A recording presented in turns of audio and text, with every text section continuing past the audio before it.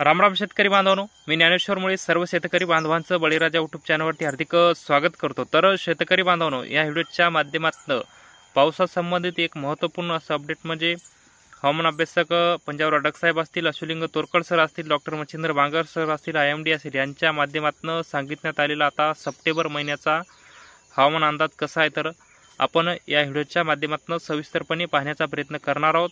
Video शेवटपर्यंत नक्की बघा। चला तर शेतकरी बांधवांनो, व्हिडिओला सुरुवात करूया।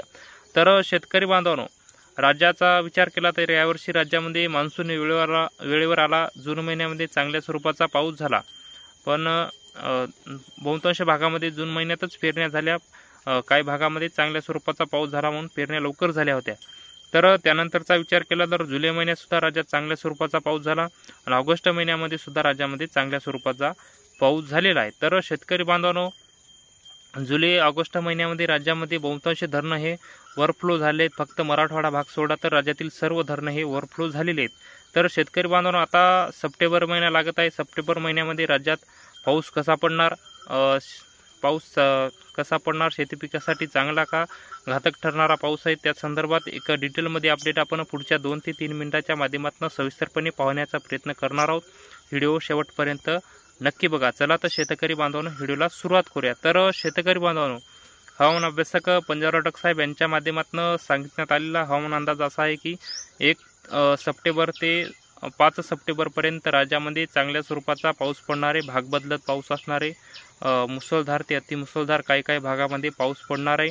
तर मराठवाडा असेल, विदर्भ असेल, सर्वत्र राज्यामध्ये चांगल्या स्वरूपाचा 5 दिवस पाऊस राहणार आहे। हा पाऊस चांगल्या स्वरूपाचा पडणार आहे। तर शेतकरी बांधवांनो, मागचा आपण ऑगस्ट महिन्याच्या सुरुवातीला जर बघितलं तर चांगल्या स्वरूपाचा जसा पाऊस झाला तसाच पाऊस हा सप्टेंबर महिन्याच्या सुरुवातीला सुद्धा पडणार आहे। राज्यातील बहुतांश जी धरणं भरायची राहिली होती ती धरणंसुद्धा या सप्टेंबर महिन्यामध्ये ओव्हरफ्लो होतील। आता आपला जायकवाडीचा विचार केला तर जायकवाडीसुद्धा 70-75% धरण भरत आलेलं आहे। तर आता तेच सुद्धा धरण भरणार आहे। तर आता आपलं मराठवाड्याचं दुसरं मोठं धरण म्हणलं तर येलदरीसुद्धा 40-41% आलेलं आहे। ते सुद्धा धरण सप्टेंबर महिन्यामध्ये भरणार आहे असा अंदाज हवामान अभ्यासक पंजाबराव अडक साहेब यांच्या माध्यमातून सांगितण्यात आलेला आहे। तर शेतकरी बांधवांनो, 1 सप्टेंबर ते 5 सप्टेंबर राज्यामध्ये चांगल्या स्वरूपाचा भाग बदलत जोराचा पाऊस असणार आहे। नदी नाले एक होणारा पाऊस असणार आहे। तर शेतकरी बांधवांनो, बैलपोळ्यापासून सुरू झालेला पाऊस चांगल्या स्वरूपाचा पाऊस पडणार आहे।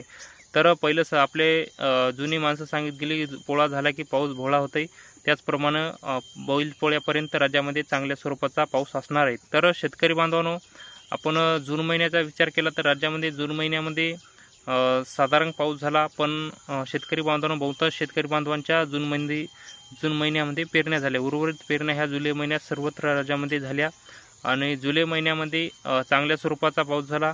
ऑगस्ट महिन्यामध्ये सुद्धा राज्यामध्ये चांगल्या स्वरूपाचा पाऊस झाला।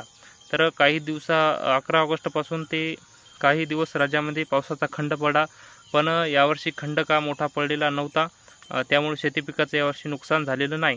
तर शेतकरी बांधवांनो, आता ऑगस्ट महिनासुद्धा संपत आलेला आहे ना, सप्टेंबर महिन्यामध्ये सुद्धा सुरुवातीपासूनच चांगल्या स्वरूपाचा पाऊस असणार आहे।